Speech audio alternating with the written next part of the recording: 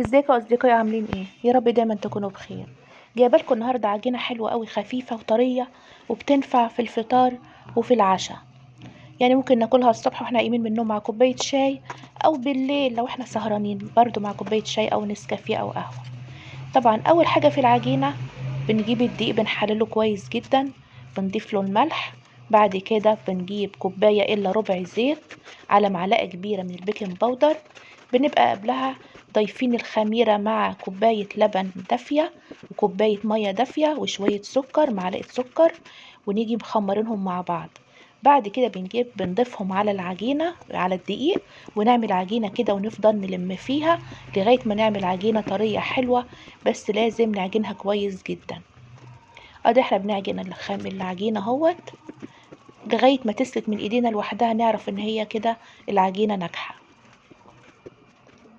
بنجيب صينيه وبنفرد العجينه ونمسح ايدينا بشويه زيت علشان نعرف نقطع العجينه، ونقطعها لكور صغيره. طبعا قبلها نبقى جايبين اي جبن عندنا. انا جبت جبنه موتزاريلا على جبنه رومي على جبنه كريمي، وضفتهم كلهم مجموعه جبن مع بعض. احنا ممكن نعملها بالخضار، ممكن نعملها باللحمه المفرومه، نعملها باي حشوه احنا عايزينها. بس انا فضلت الجبن لاني بحب الجبن في المعجنات. دي الجبن مع بعضها هيت ميكس جبن مع بعض، مديها طعم جميل. وحطت لهم كمان معلقه من الزعتر الناشف، فادت لها طعم حلو قوي. احنا بنفرد دلوقتي العجينه وبنحشيها من مجموعه الجبن اللي احنا عملناها مع معلقه الزعتر، وبنلمها تاني مع بعضها. هنجيب شويه من اللبن، هنضيف لهم صفار بيضه مع معلقه خل علشان ريحه الزفاره بتاعه البيض.